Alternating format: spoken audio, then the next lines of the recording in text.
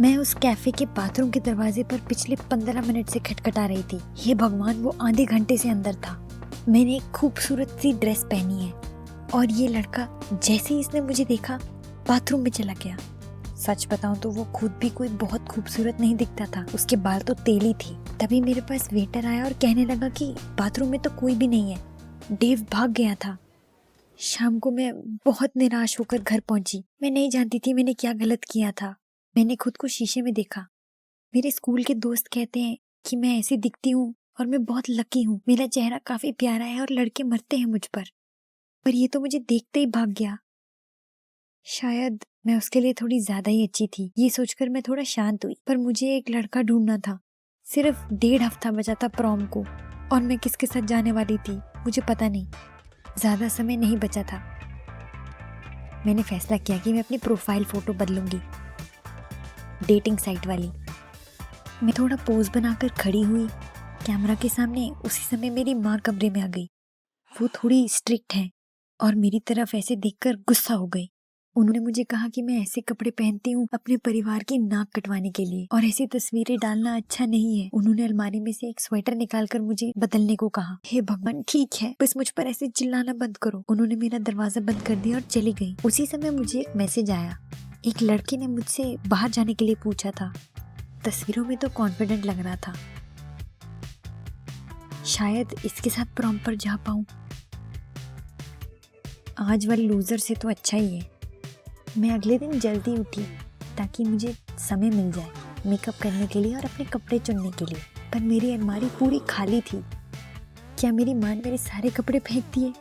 मुझे बहुत गुस्सा चढ़ा। फिर मैंने फैसला किया कि जैसे ही वो घर आएंगी मैं उन्हें सब बता दूंगी। डेट से पहले बस 1 घंटा बचा था।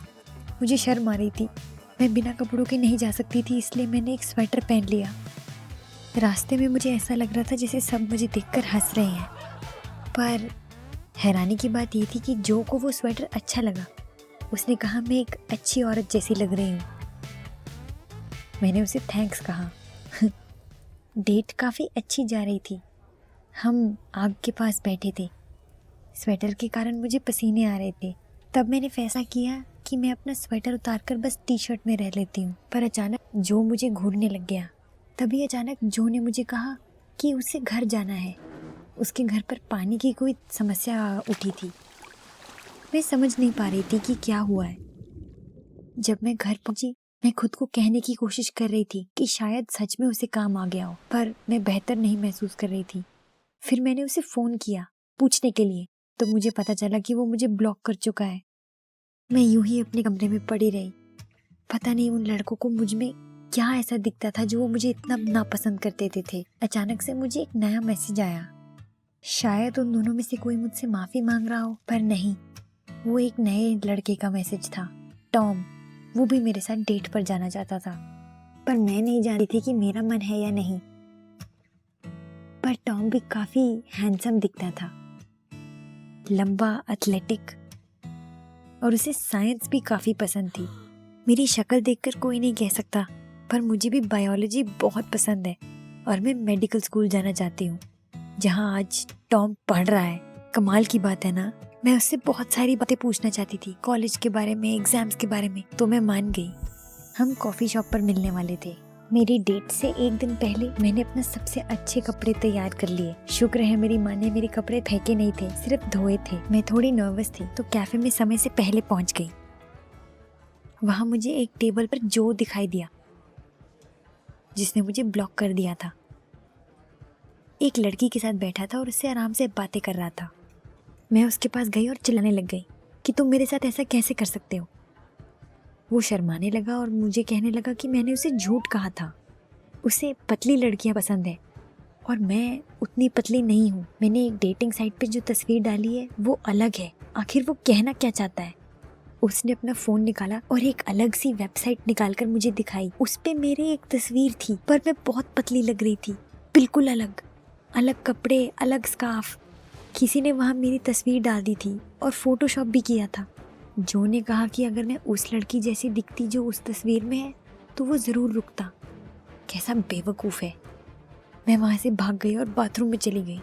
मैं नहीं जानती उस वेबसाइट पर मुझे किसने रजिस्टर किया। पर सारे लड़के इसी वजह से भाग रहे थे।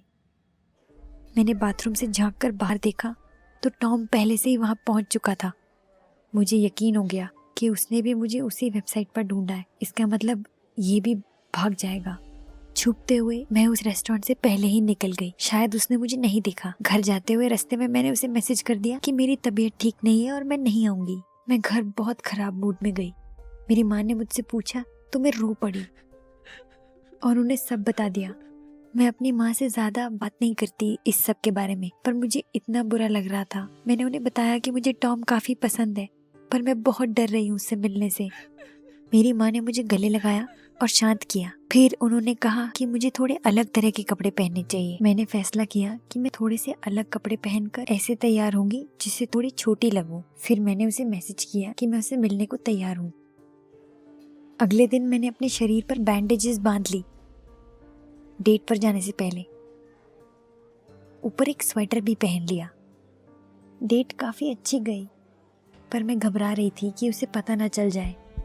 उसने मुझे जब गले लगाया तो मैंने अचानक से खुद को पीछे कर लिया। उसने नाटक किया कि उसे ध्यान नहीं दिया।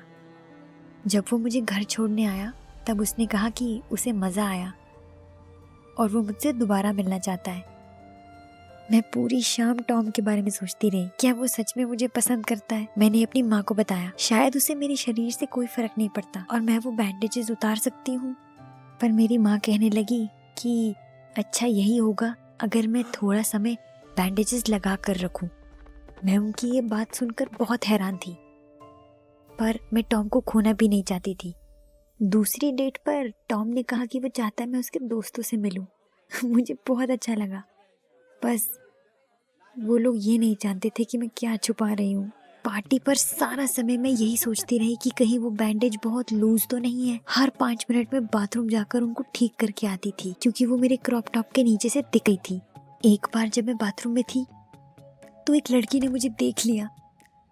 हे भगवान, बस इसी की कमी थी। मैंने उसे कहा एक छोटा सा एक्सीडेंट हो गया था, तो उसने मामूली सी शक्ल बनाई और वहां से चली गई। शायद वो मेरी बात पर यकीन कर गई। मैं थोड़ा शांत हो ही रही थी कि एक लड़के ने कहा कि हम स्ट्रिप कार्ड्स खेलते हैं। हे भगवान, कुछ राउंड्स के बाद मैं हार गई और उन्होंने मुझे कहा कि मैं ट्यूनिक उतार कर बस अपने क्रॉप टॉप में बैठूं। मैंने उन्हें मना किया क्योंकि मुझे शर्म आती है, पर मेरे दोस्त ने मेरा मजाक उड़ाया। एक लड़की तो मेरे कपड़ों को हाथ लगाने लग गई, पर अब सब बैंडेज देख लेंगे। मैं ये नहीं सह पाई और वहां से भाग गई। टॉम मुझे आवाज लगा रहा था, पर मैं नहीं रुकी। मुझे बहुत शर्मिंदगी हो रही थी।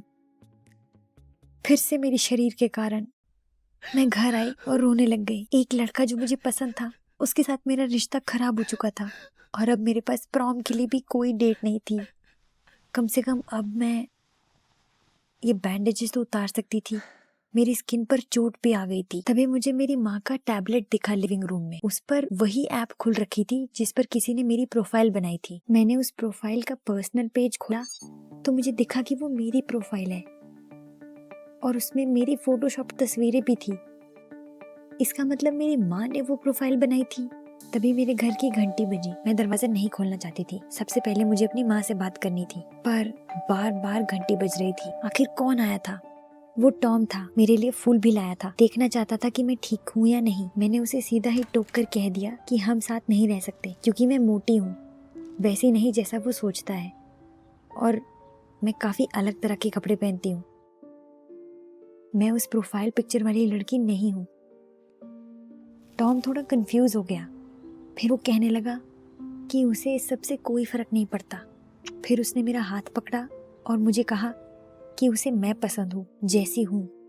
शरीर और तस्वीरों से उसे कोई लेना देना नहीं। मैं टॉम को देख रही थी। मुझे यकीन नहीं हो रहा था कि ये क्या हो रहा है। तभी मेरी माँ बाहर आई। उन्होंने हमारी बात सुन ली थी और वो शर्मिंदा हो गई। उन्होंने कहा कि उन्होंने ही 6 महीने पहले उस वेबसाइट पर मेरी प्रोफाइल बनाई थी। वो कहने लगी कि उनके समय में लड़के सिर्फ शरीर को देखकर पसंद करते थे लड़की। थैंक्स माँ, मैं जानती हूँ तुम मेरा भला चाहती थी, पर अब मैं सब खुद कर सकती हूँ। मैंने टॉम का हाथ पकड़ा और हम वहाँ से चले गए। ओ, और अगर तुम सोच रहे हो कि मैं प्रॉम पर अकेले तो नहीं गई, तो नहीं, मैं टॉम के साथ गई।